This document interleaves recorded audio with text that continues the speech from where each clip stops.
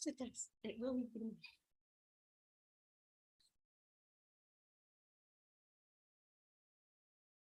Well, welcome to this house concert, and it's number what, Rachel? 67. The 67th Story Crossroads House Concert. And if you've never been to a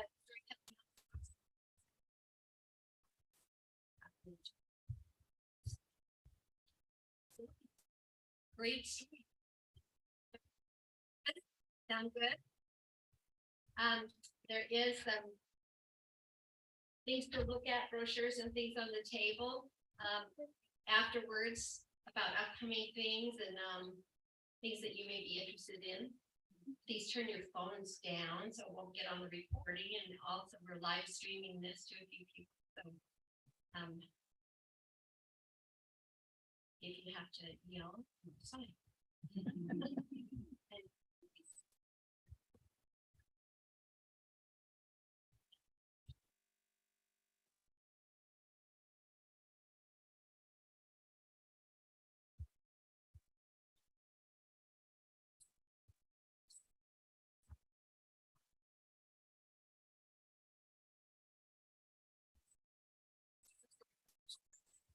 That's all. Yeah. They're able to live stream that and also people out of the state. So we welcome you. Thank you.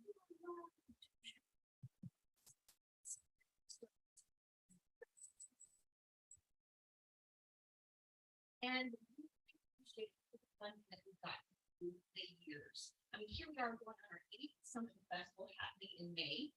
So yes, you're going to want to get those dates in your calendar, May 8th to 11th, 2023. It is hybrid. So yeah, again, to you people right there, yes, you can enjoy this, whether you're in person or joining this way. I want to make sure they feel acknowledged, right, and loved. And we also have the privilege of having funding continuously from Utah Humanities, from the Utah Division of Arts Museums, from the Western States Arts Federation, from the National Endowment for the Arts, from the National Endowment for the Humanities, and on and on and on. Wow, we've been blessed, and we've been blessed by you. Now with house concerts, and that's to you out there as well, this is something that people can come to whether or not they donate. So by donating, you're able to actually help our story artist, who today is Steffani Raff, but also it helps Story Crossroads. So you are helping when you do donate, but you can come or you can enjoy whether or not you donate. And if you saw it earlier, at least on the stream, it's just simply storycrossroads.org/donate. Real easy, PayPal, Venmo, you know. But we really want to get to why we are here, and that is Steffani. She has so much experience, and I think you will notice a certain delight in it. And I think we're on stage. What do you think? Should we have on stage?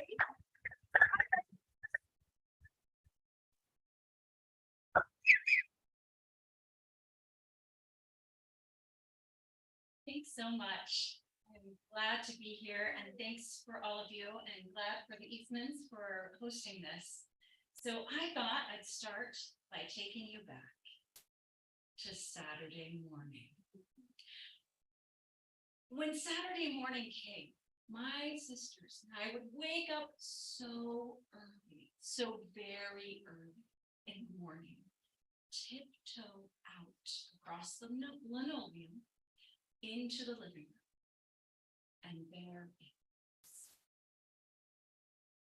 was, the big box. This was well before TVs had shrunken down to flat screen. No, this was a 2 foot by 2 foot by 2 foot box, a TV in the 80s. We would wander up and switch on flip on the switch, and there was this tiny little glowing screen where we hoped we would hear these words. Gathered together from the farthest reaches of the cosmos are the most powerful superheroes that mankind has ever seen. Here in this great hall of justice, Wonder Woman, Supergirl, Batman and Robin, Aquaman, and the Wonder Twins, Zan and Gina, with their space monkey leap. This was our favorite Saturday morning cartoon, the Super Friends. Oh, it fueled our playtime. For all of those many years, we imagined ourselves jumping over buildings in a single family and being like the Super Friends, making peace and justice for all mankind. We were making the world a better place. Well,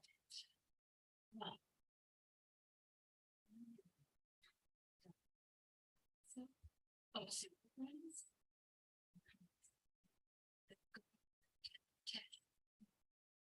Because Wonder Woman jumped onto the screen saying, "Great Minerva, it's something new." Supergirl flew in from the other side and said, "It's something new in underwear." And then a little girl wearing a white tank top and white little panties started spinning around and around and around. And as she spun, her underwear changed from plain old boring white to be printed like Wonder Woman's super suit. Then she called out, "Underoos!" And then they began to sing, "Fair and under fun, and you can have more than one. There's Veronica and Josie too. Wonder Woman, Supergirl, which one are you? Underoos are fun to wear. Yeah, something super new in underwear. Na na na na na na na na na na na na."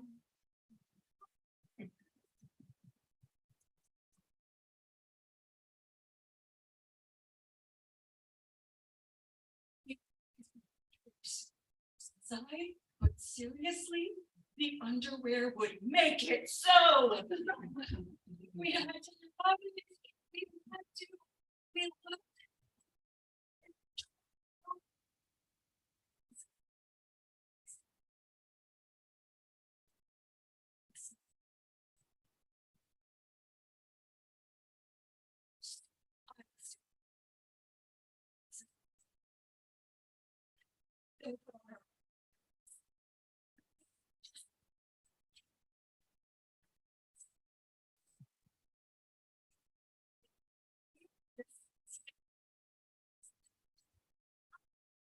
We were going to make peace.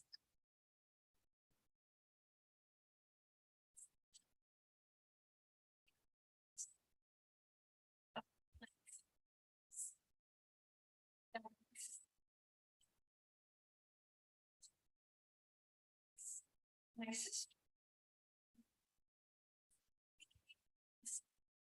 of a cybersecurity company, protecting the world from evil hackers and no good web doers. And I did not. I did those days.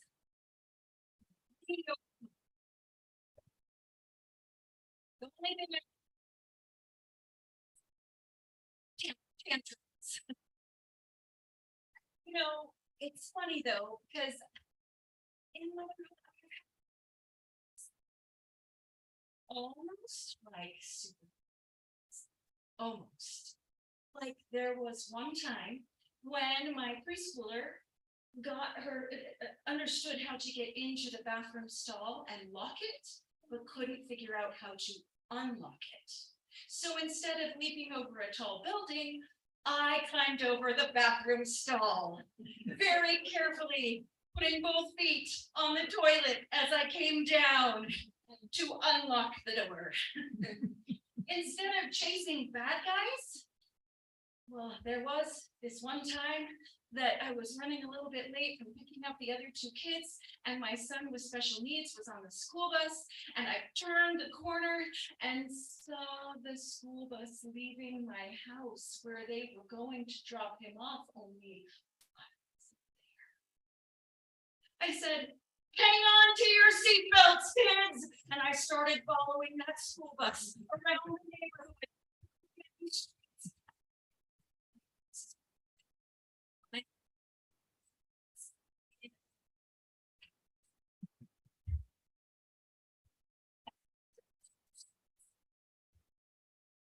I'm here to I may not have taken punches from evil villains, but I did take a punch right in the nose from my 5-year-old when I made the mistake of coming up to him and saying, what's the matter, Mr. Grants?" Yeah, it was on an ordinary Tuesday that this happened. My daughter, Abby, and her best friend at the time came into the living room, and they were so thrilled. They had an idea. I could tell they had an idea of something they wanted to do. And my daughter said, "Mommy, can we make cookies?" And then I was like, "Oh, I am right in the middle of doing something. And I don't want to stop being right in the middle of doing something to supervise 7-year-olds making cookies." She must have seen my face because she whipped out from behind her back. "Look, Mom, I've got a cookie mix. I've got this. We can do it all by ourselves."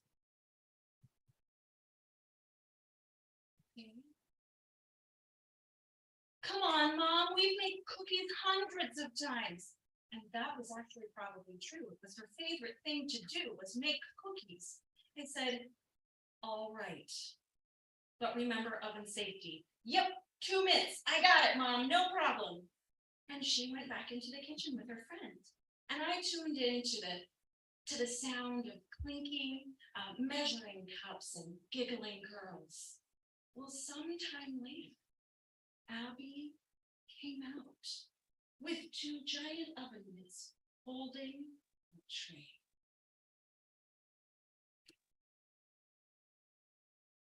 She was on the verge of tears. She said, "I don't know what I did, but please don't."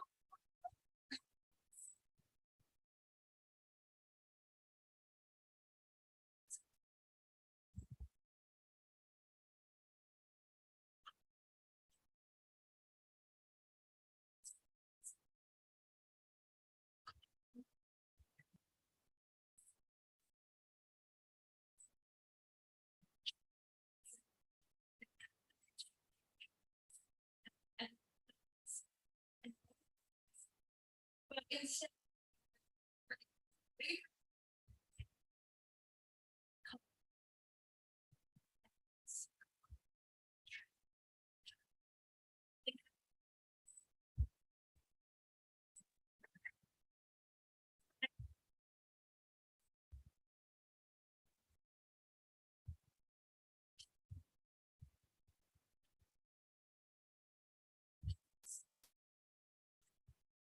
because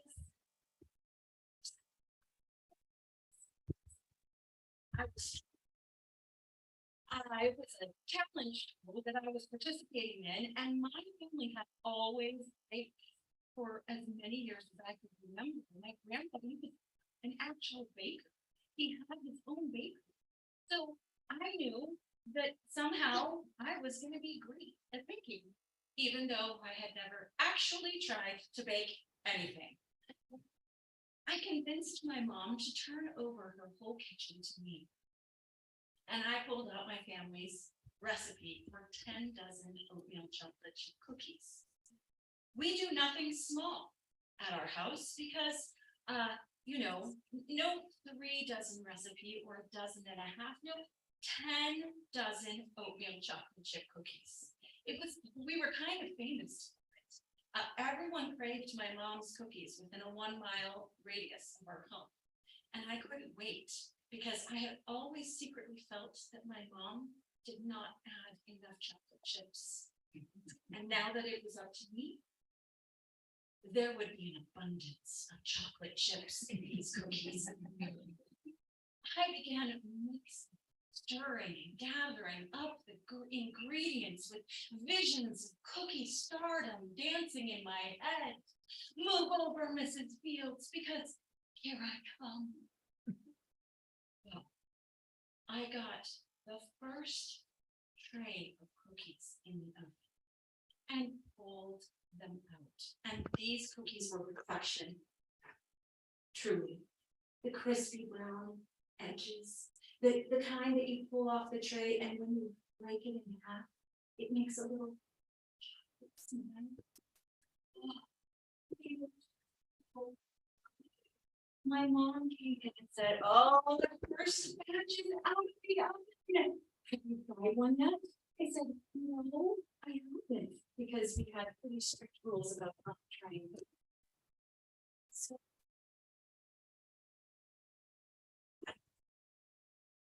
and I was going to take a dainty little princess bite, but it smelled so good. I shoved the whole cookie in my mouth, waiting for the ecstasy of the best cookie I'd ever eaten. But instead, I ran to the sink and, well, tossed my cookies.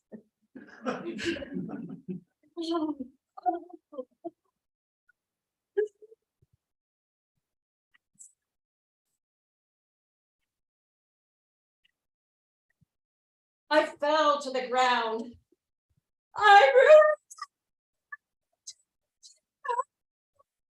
My mom said, "Just be dramatic. It can't be that bad." She took a cookie off the tray and she took a bite of the cookie. Very similar reaction. She said, "How much salt and baking soda did you put in these cookies?" I said, 2 teas, just like the recipe said. 2 teas. She said, "Were those big teas or little teas?" Little teas. Did you use the tablespoon or teaspoon? I used the tablespoon. I really did. Call your grandpa. I can't call my grandpa. He's a baker. People like me should know better than that. Just call him. I finally got on the phone with my grandpa. And finally his simple was using his knowledge of culinary creating and some quick math skills. He did some calculations. He came back on the phone and he said, "Dotsley, you did not ruin 10 dozen oatmeal chocolate chip cookies." I said, "I didn't." He said, "No, you just started a batch of 80 dozen oatmeal chocolate chip cookies."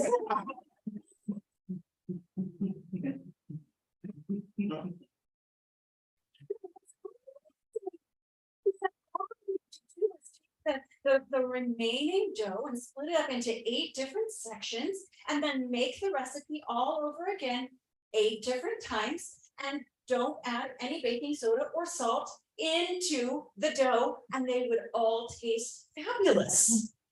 And he was right. All 960 cookies tasted amazing. Had so many cookies.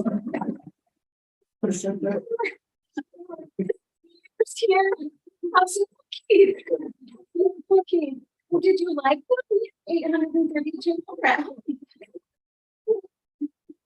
There were so many cookies, but they all tasted fantastic because of my grandpa. I knew I couldn't change the recipe, and I couldn't change what was going on Abby's tray, but I had to do something. I had to. And so I thought hard, and it came to me. My chance to be a superhero. I said, "Abby, you have made the world's first cookie puzzle." She said,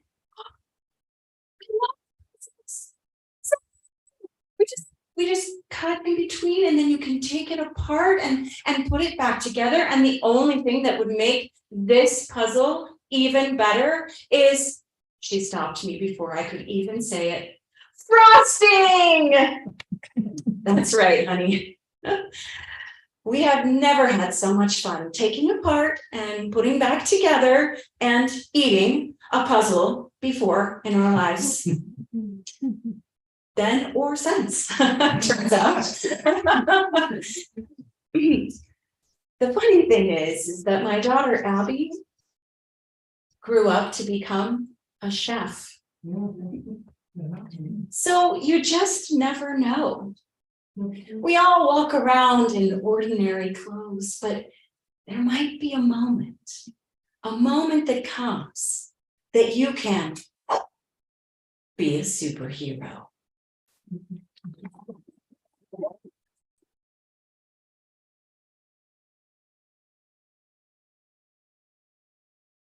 Okay. Oh, this is good. No, it's fine. Mhm. Okay. Since the time Martha was a little girl, she knew her mama was filled with music.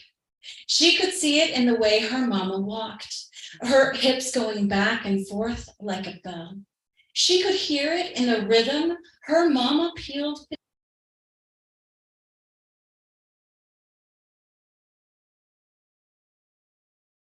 around their log cabin like wallpaper.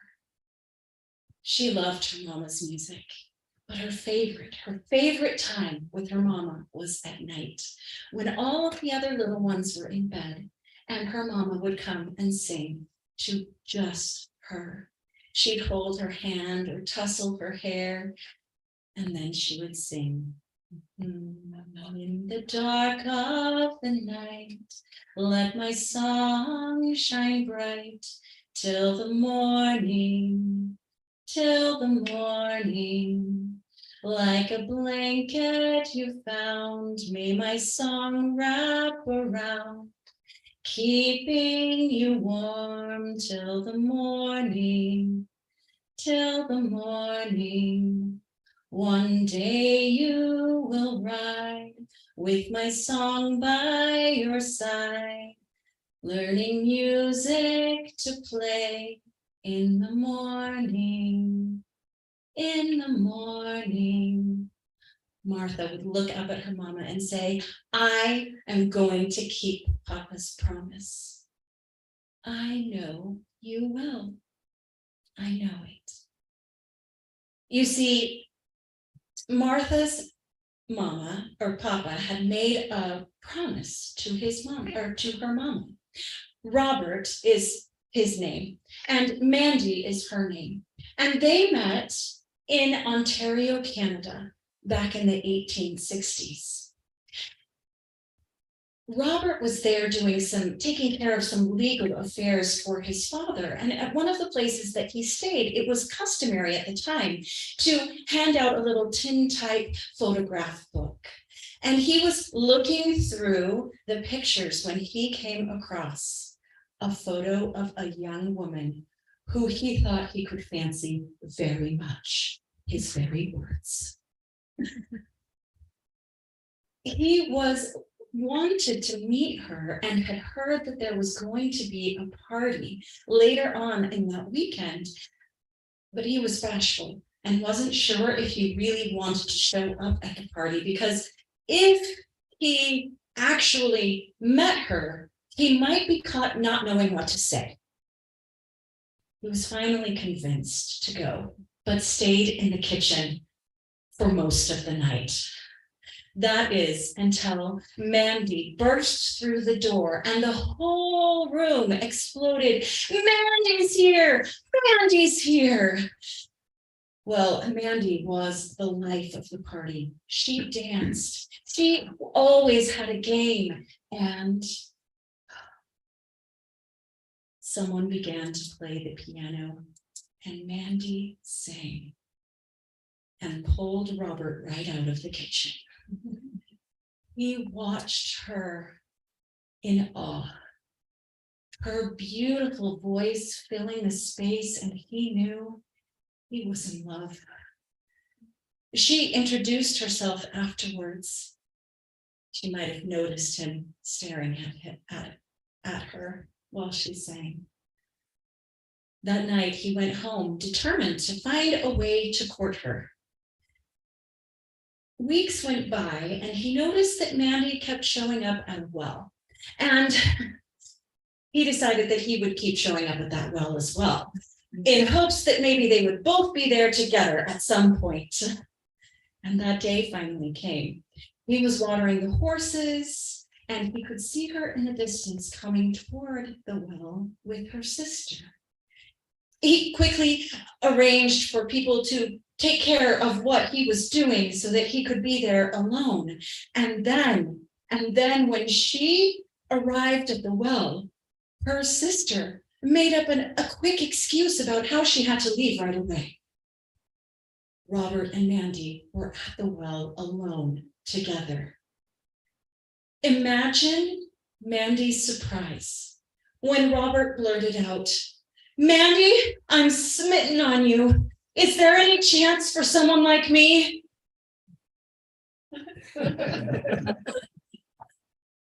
Exact quotes. And then imagine his surprise when she confided in him that she had broken off an engagement the very night of the party after she met him, because it was, as she put it, love at first sight. They were married a week later. Yep. Well, they had a little log cabin together, and they had their first baby, Martha. And finally, all of the legal affairs were taken care of, and Robert was feeling the pull to go back west to Mendon, Utah, a place that he had just begun to start establishing before he left to take care of the legal affairs. Mandy did not want to go. Not at all.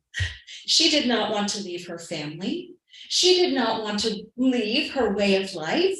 And she did not want to leave the piano, because whenever someone played, she could sing, and it just made her so happy. But she loved Robert more. So she followed him, singing all the way. Her home brightened their space, or her song brightened their space just as it had before. But it turns out that frontier work is backbreaking and kind of draining. And after some time, Mandy just wasn't singing as frequently as she had been. Little by little, that song slipped right out of her. And one day, instead of Mandy's voice, when he came home, it was silent. Robert knew he had to do something. And so he devised a plan. He called her over and said, "Mandy, I know how much you sacrificed to come here out west with me to build our home and family here. I know how much you loved your youth in Ontario. And so I'm going to make you a promise. I'm going to make you a promise that when little Martha is old enough to ride a horse, I will teach her. And she will ride to Wellsville, the next town over, because they actually have a piano, unlike Mendon. And she'll take piano lessons. And when she is proficient at playing piano, we will put a piano on this wall." And he pointed to an empty wall in their little cabin. Wellsville is 7 miles away. That would take 3 miles or 3 hours round trip. And you're worth it. We will keep this promise to you. Oh, that was enough. That empty wall and the promise of music to come was enough to bring that song right back in to her heart. Martha was excited to make this promise come true. Now, there were those in the community who did not necessarily agree with what they were doing, because little Martha was out with her father helping with the horses and getting accustomed to them instead of in with her mother. Can you believe Martha is out with the horses? That is men's work. I know. They say that she's going to go 7 miles to Wellsville. Oh, I can't believe that. All for piano lessons? They have things to take care of, babies to take care of. But Mandy and Robert paid them no mind. And Martha continued to help with the horses. She loved staring into their brown eyes and brushing out their mane, waiting for the day that she would get to ride the horse. Well, one day she was out with her papa, and her papa was showing her how he could clean out the horseshoes with a horseshoe pick. And he slipped and hit the horse's leg. That horse kicked him, and he went 3 feet or more and landed on his back and didn't move. Martha called out, "Papa, Papa, are you all right, Papa?" He didn't answer. She ran to the house to get her mother, and they went out together. And by the time they got back out, her papa was standing up, smiling, holding his chest. It's all right, nothing to fuss about. The horse just kicked the wind out of me." But to Martha, there was something to fuss about.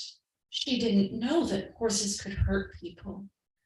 The next day, when she was supposed to be helping, she stayed a far distance. She wouldn't look at the horses. She wouldn't look at her papa. And finally, he came over to her and said, "Martha, what seems to be the trouble?"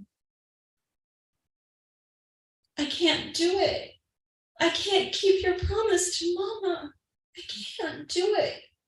"Oh, sweetheart, of course you can.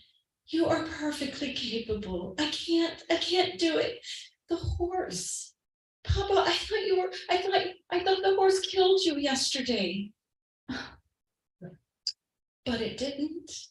"But what if it kills me?" "It won't. I will show you everything you need to know about that horse, and especially how to not be afraid." Martha continued to grow, and the first time she mounted that horse, she was so small and her legs went so wide that her skirts began to bunch up around her thighs. But finally the day came. The first time her papa rode with her to Wellsville and took care of some errands while Martha went in with Mrs. Sammy Mitten to take piano lessons. When she came out, her papa looked at her and said, "So, did you like the piano?" "I love the piano. I can't wait until we have a piano at our house for Mama." And then she made that ride back and forth, learning piano and coming back home. She was an exemplary student. She did everything in her lesson that her teacher told her to do. And so Mrs. Sammy Minton couldn't figure out why she wasn't making any progress. "Martha, have you been practicing at home?" "No." "I won't continue to teach you piano lessons unless you practice at home." Martha went home that night crying. How could she practice at home? There wasn't a piano anywhere. The next week, she took a piece of paper and she drew out the piano keys just how they looked on Sammy Mitten's piano. And then she took it home and whispered to her papa, "Papa, she won't keep teaching me piano lessons unless I practice at home. I drew out the keys. Can you make this on a board that I can practice on? Yes, he could, and did.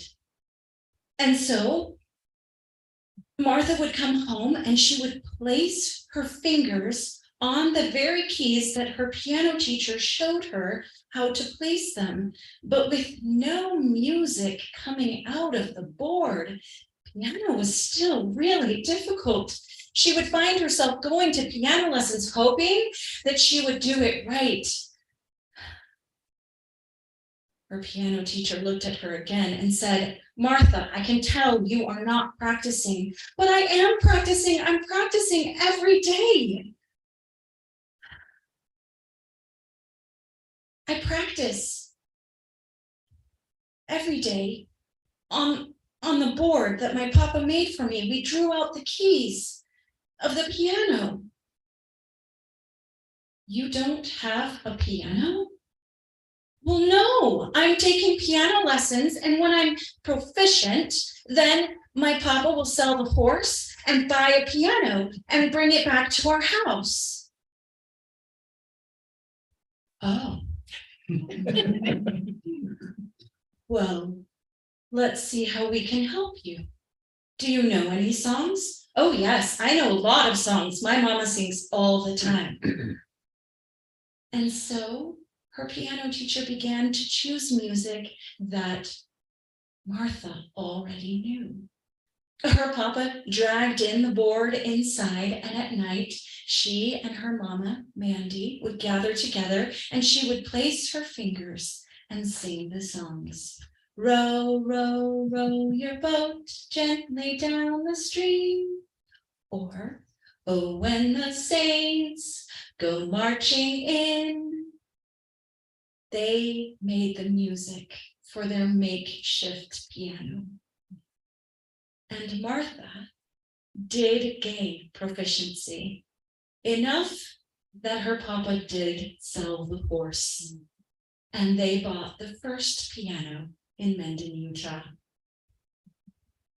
Mandy was so excited that she invited the entire community to come and see the piano. Martha would play and they would sing, and the entire community came and enjoyed themselves so very much.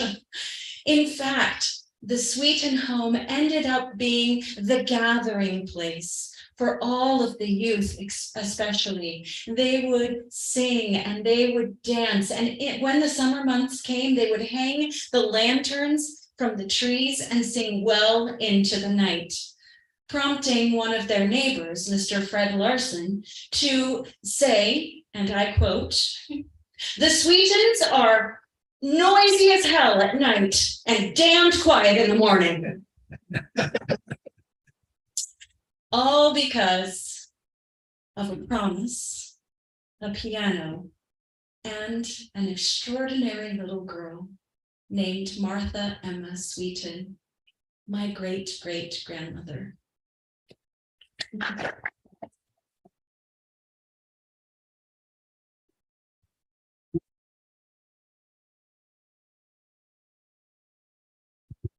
Okay. Almost. Okay. Please take a second. Okay, that works.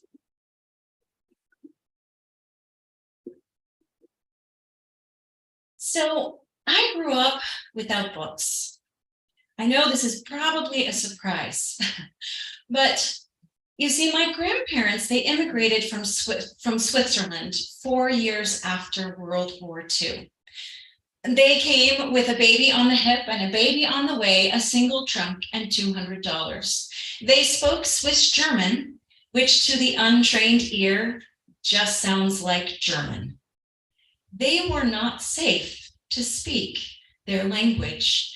My grandma, she tried to learn English by listening to old-time radio shows and reading Good Housekeeping magazines. And my grandpa, he learned to speak English from his coworkers, mostly swear words. They were still busy trying to learn the language. They couldn't read it to their children. That's not something that they could do at that time. And my mom, she found herself a single mom with a 3-year-old and a 9-month-old. She did the hard work of keeping us fed and making sure that she could go back to school and didn't have time to read to us. Then there was the fact that my eyes crossed when I was a kid, and it made tracking words on the page really difficult. I understood everything I read, but reading was all labor and absolutely no love. It was a hard and arduous task for me. So I didn't fall in love with books or stories until my 9th grade English teacher, Mrs. Jenkins. Mrs. Jenkins was really cool, which was important to 9th graders. But beyond being cool, she had this sophistication about her that I was instantly drawn to. Mrs. Jenkins talked about books like they were old friends. What? Mrs. Jenkins loved English. I didn't even know that was possible. I was in honors English because I worked hard, not because I loved English. Oh, she was amazing. And one of our very first units, she pulled out Shakespeare's Romeo and Juliet, and she began to read it aloud to us. And Mrs. Jenkins' voice, it sounded like rich, dark chocolate.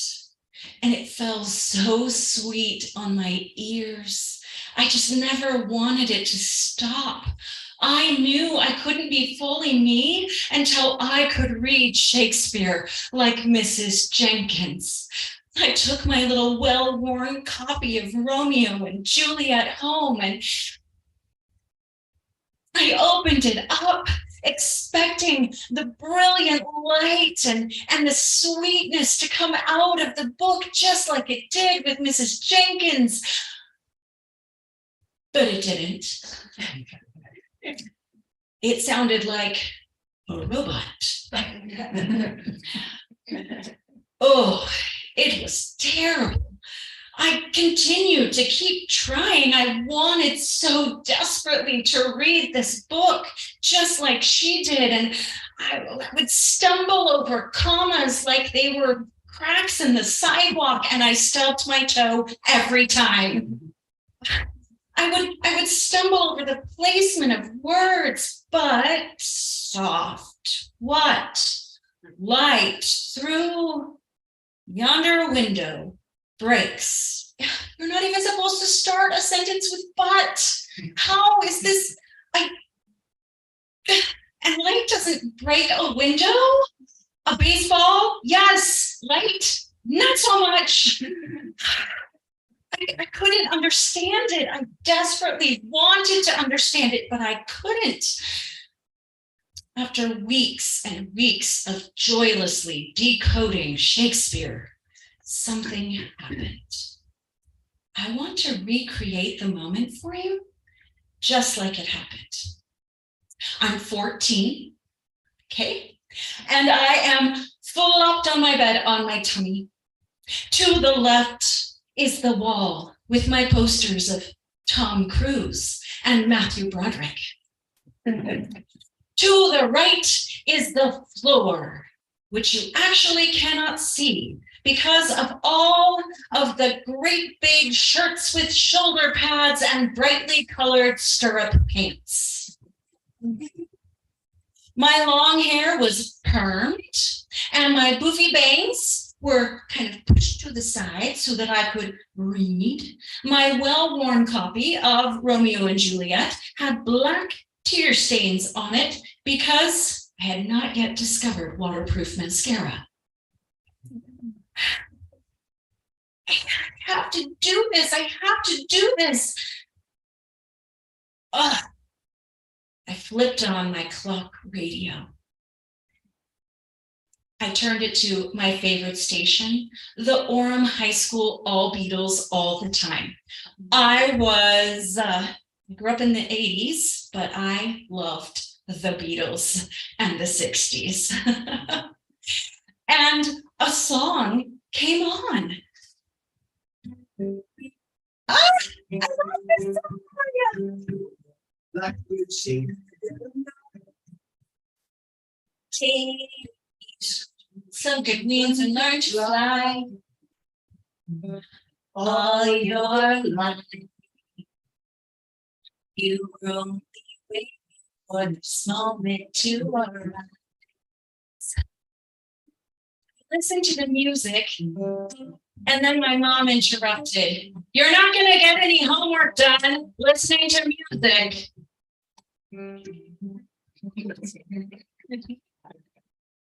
I turned the music down, but not. It makes perfect sense when you can't make sense of anything to multitask. And somehow I'm reading Romeo and Juliet and I'm listening to the Beatles, and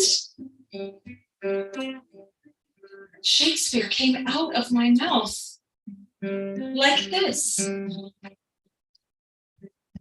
But soft what light yonder window breaks. It is the east, Juliet is the sun. Arise, fair sun, and kill the envious moon that was already sick and pale with grief.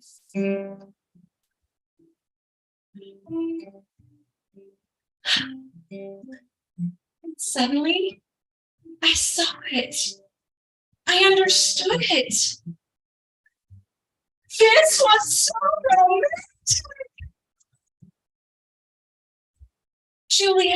Juliet was like the sun, and she was rising like the sun, and Romeo was looking at the window as Juliet approached, and it was like the sun coming through the window, and Romeo had it bad for Juliet. This was amazing. The next day I went to English and Mrs. Jenkins began to read, and I could see it. I could see Romeo looking at those stony walls that kept his love out. And I could feel the lightness of love that would lift him over those walls, that Romeo would do anything to make Juliet his bride. This was passion. This was passionate. I lost it. This is passionate infatuation. I was very familiar with passionate infatuation. I was 14. I had crushes on 12 different boys, and it was only Tuesday. And I had a new crush too. Romeo. Wow.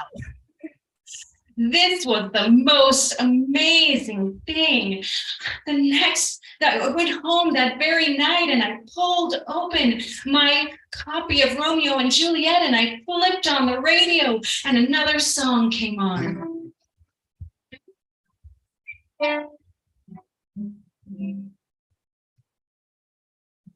The brightness of her cheek doth shame. The stars as daylight doth allow. Eyes had known through the airy reach the stream, so bright that the birds would sing, and think it were not night.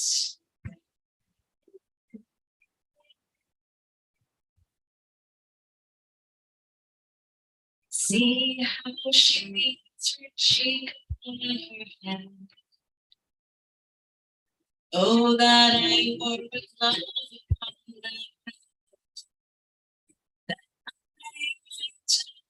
that cheek. She speaks, so speak again, bright angel, for thou art.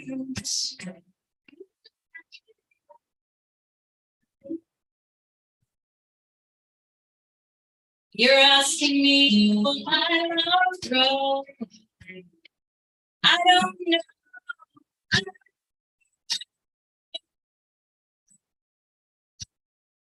You stick around and now it will show. I don't know.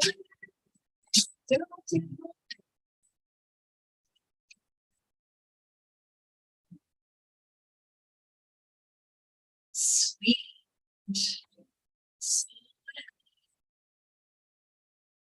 Yet I shall be with much cherishing. Good night, good night, parting is such sweet sorrow. That I should say good night till it be morrow.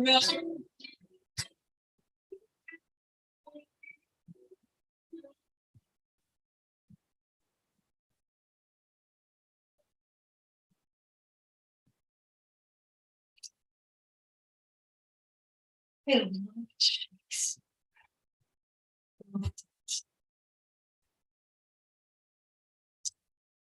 You may think it was the Beatles. And I did get by with a little help from my friends. I had to, I'm sorry. But the real inciting incident here was a teacher who showed me what I could be by being it. But I never would have had the strength to climb those stony walls that kept me out without the people who came before me, my ancestors that lived inside of me and made me strong enough to find the love that would lift me lightly over that wall. I could read Shakespeare now. I could read anything.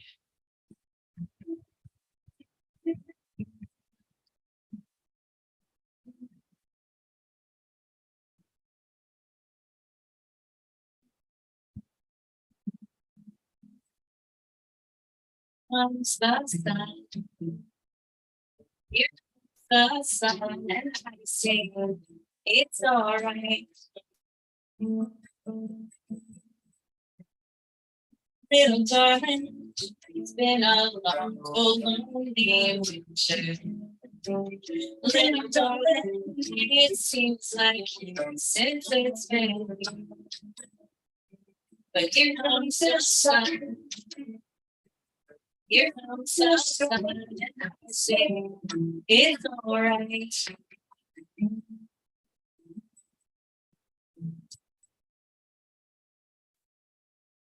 Little darling, you could have burned a career by tale or history. Little darling, the force of love never did run smooth. But here comes the sun. Here comes the sun, and I say it's all right.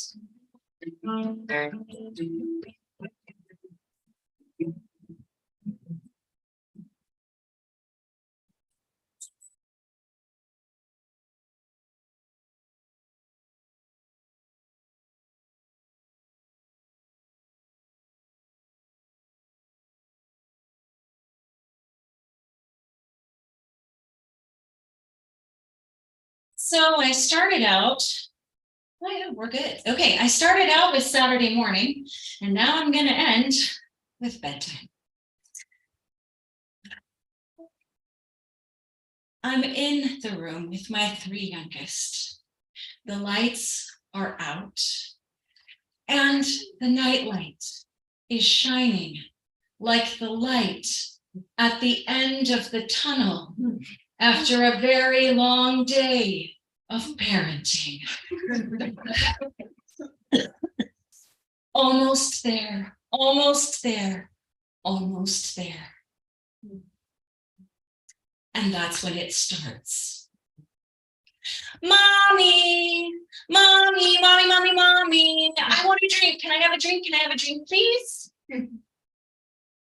Yes, I bring back a drink. But I wanted milk. Of course, I'll go get you some milk, just so long as you go to bed right after this, okay? But I wanted a yellow cup. That one's pink.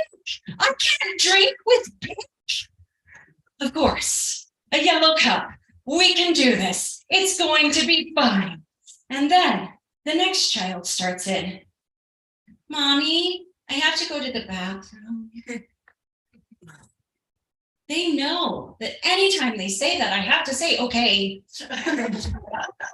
So he goes down and uses the bathroom. And that's when the third child chimes in. Mommy, mommy, mommy, mommy, mommy, mommy, mommy, mommy, mommy, mommy, I need a snack. Of course you do. Okay, get you a snack. It's all right. It's all right. They all come back. And I'm like, okay, we just have our bedtime routine and we'll be done. And it will be great. And that's when it devolves into from mommy, mommy, mommy, mommy to mom, mom, mom, mom, mom, mom, mom, mom,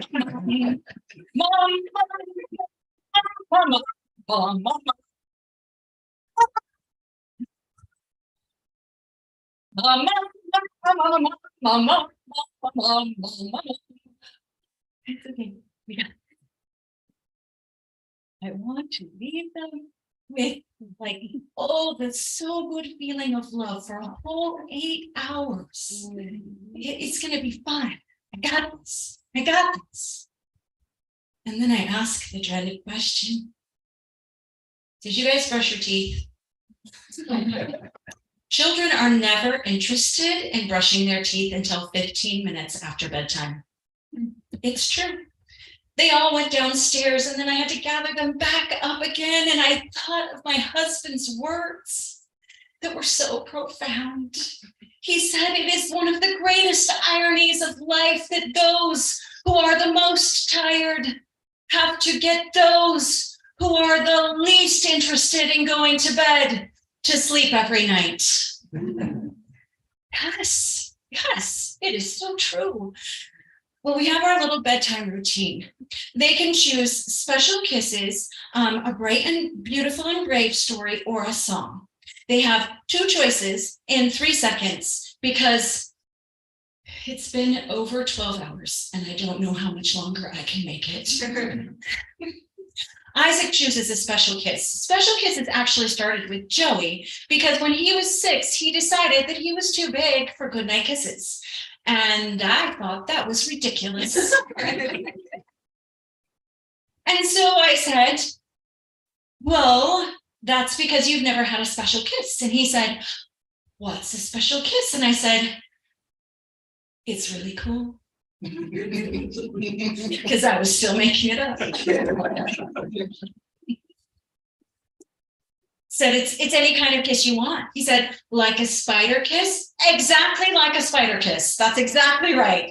So I took my hand and I ran it over his arm like a little spider and up across his forehead. And he said, oh, these are cool. And that began our special kisses routine. We've logged well over 150 special kisses by now. We have giraffe kisses and robot kisses and metamorphosis kisses. It's true. It took my 2-year-old about 9 months before he could actually say metamorphosis, but it was his favorite kiss and he asked for it every single night. I was like, education at bedtime, God, this is no reach.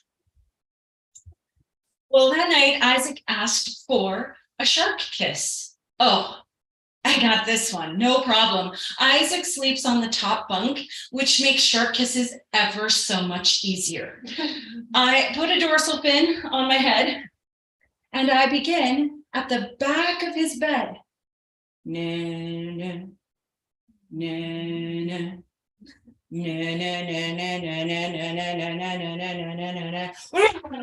And then I kiss him on the forehead and he loves it. It's the best. And then he asked for a bright and beautiful and brave story. Bright and beautiful, brave and brave stories actually came about because of Isaac. The one who is the one that I look forward to the most going to bed at night. Bright, beautiful, and brave kisses are actually more for me than, or not kisses, stories are more for me than they are for my children. Though, well, you'll see why. I start out by saying, there once was a bright, beautiful, and brave boy named Isaac.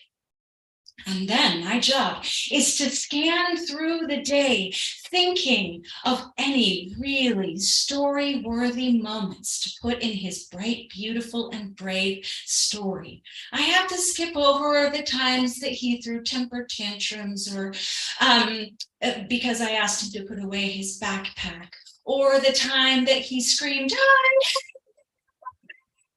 because I asked him to do his part in the dishwasher. I have to skip over the many sibling fights during the day, and then the snubbing of all of the dinner at night. And finally, it comes. After the temper tantrum, he did actually put away the silverware. So I say, and one day, his mommy asked him to put away the silverware in the dishwasher. And he opened up the dishwasher, and it looked like there were 5,682 pieces of silverware. He didn't think he could do it. But he picked up one spoon, and then he matched it in the drawer to the other spoon. And then he grabbed a fork and matched it in the drawer to the other fork. He was gaining momentum. He continued to put every single piece of silverware into the drawer. And it felt like a miracle. But I suppose you're not surprised, because that's just the kind of boy he is. Bright, beautiful, and brave. Then I repeat this whole process with his two younger siblings. And finally, I'm making my way out of the room with the possibility of 8 whole hours without parenting. I'm walking, and Isaac says, "Mommy, can I tell you a story?"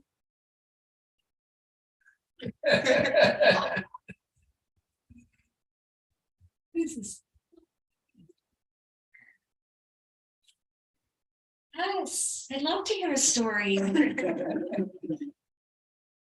I put my chin up on his top, and he looks right at me and begins.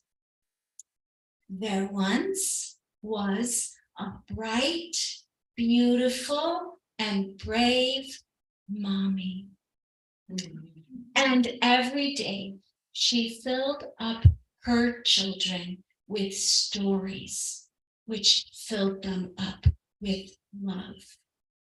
But I guess you're not surprised, because that's just the kind of mommy she is. Bright, beautiful, and brave.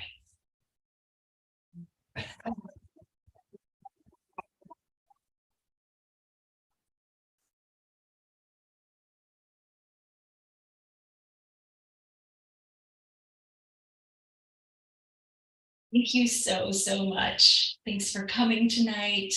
And I will turn it back over to the Easterns. Yeah. Yes, Annie. So we have some trees.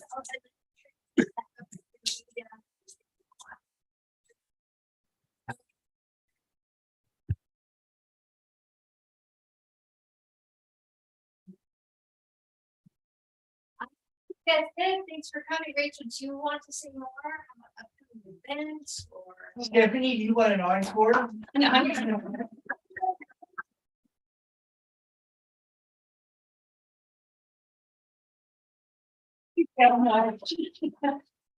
I'm- over here at this table, if you didn't notice coming in, my first book is there, and I created this journal because I'm a handwriting journaler, and but it drives me crazy that you can't find anything after you've written it in your journal.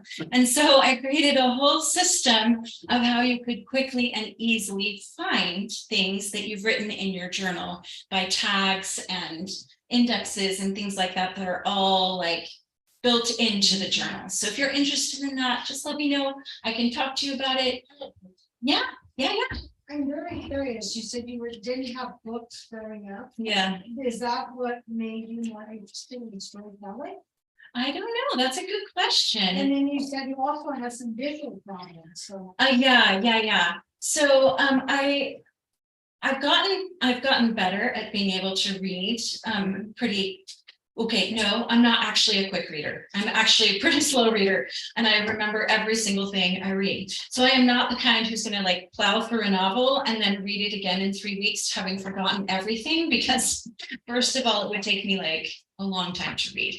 I love audiobooks. I have to say, but I've gotten better and better at reading as I've gone. And as I continue to practice, right? But as a kid, it was just, it was rough. So, and storytelling, I didn't know about storytelling until I was in college. And my little brother's class went to the Timpanogos Storytelling Festival, and they didn't have enough adults to chaperone. So I said, well, I'll go. That sounds interesting. I could go. So even though I didn't read, I've always loved to write. Since the time my teacher showed me that letters went together to make words, I was hooked. I was like, oh, this is amazing. I couldn't believe it. And then I saw this storytelling, and people are telling stories and they're interacting with an audience. And I was like, this is for me, because I love writing stories and I love people. I am not the typical writer who pulls up and just writes. Yeah, no, I'm not like that at all. And so this was a great way for me to do something that I loved, which was writing and creating stories, but also with people. So that's how I kind of discovered storytelling, and maybe the whole audio, like listening thing, had something to do with it. Yeah. And do you want to know a little bit about, so the stories are true. With my great grandmother's story and my great grandparents, Mandy and Robert and Martha. So Mandy and Robert's courtship is true. That all happened, and it's in their journal kind of thing that I found. And Martha did learn how to play piano on a board, on a box, right? She practiced like that. I knew that Mandy sang, and I know because there's this really beautiful scene at the very end of her life history, where she taught all of the children in the community to sing. And she died pretty young. She was only 54. And at her funeral, all of the children gathered at the Sweeten home and followed the casket carrying bunches of flowers, because they loved her so much. So I knew that about her. And so I tried to stay really true to who they were. And but I did have to do some connecting of the dots. Right? How would she learn piano on a box? How did she learn how to ride a horse?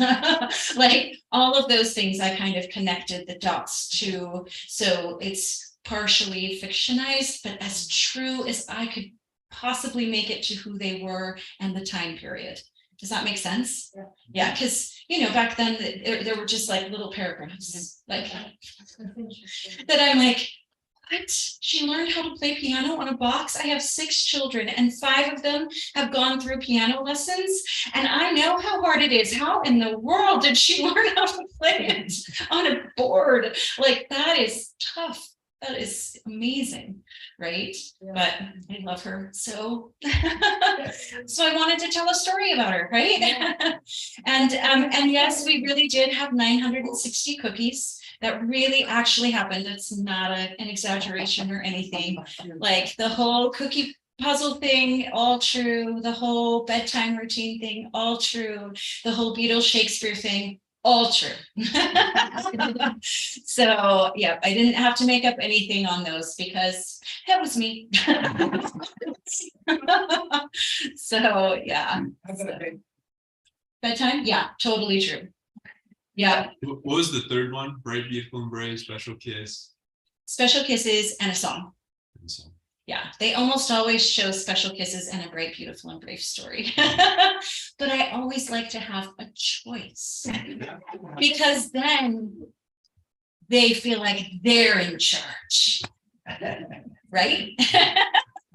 And Joey really was the first one. This is Joey, by the way. He's grown up now. But he really was the one with special kisses. And I have it written in my journal that at 6 years old, he was like, I don't know that kiss. I was like, that is, you are 6. It's ridiculous. 6-year-olds at the moment.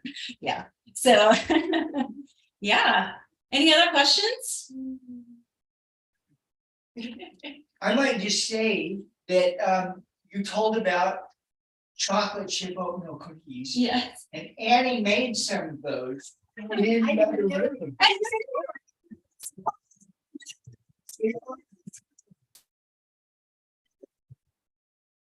Yes, we have oatmeal chocolate chip cookies, but not 10 dozen of them. So if you're safe.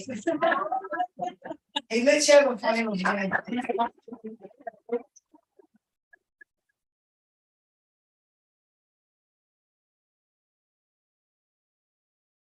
Thank you so much, Stephanie. Thank you to all of you. And we also experimented with our live stream. We found out the video was great. Our sound was a little interesting in the beginning, but it got better as it went along. Thanks for all of you adapting and trying to play. Because sometimes we just have to play with things and see how they work. But, you know, we do have to admit that, you know, live is best, but we do our best to help all of you out there as well. Again, we want to thank the Eastmans. We thank all of our hosts. And so we thank the, can we, come on.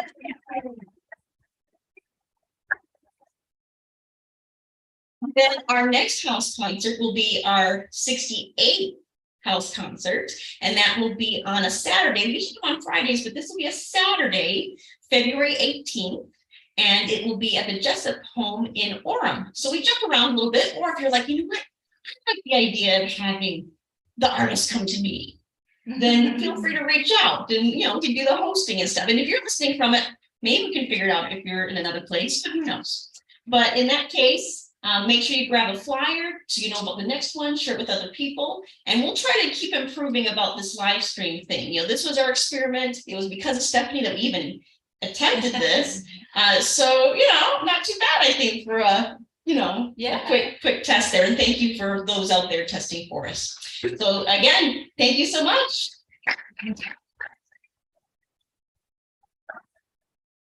I'm gonna add one more thing. On the back of one of my papers, if you want to know when I'm telling next, and would like to come see me again, feel free to put your email on there, and I will invite you again.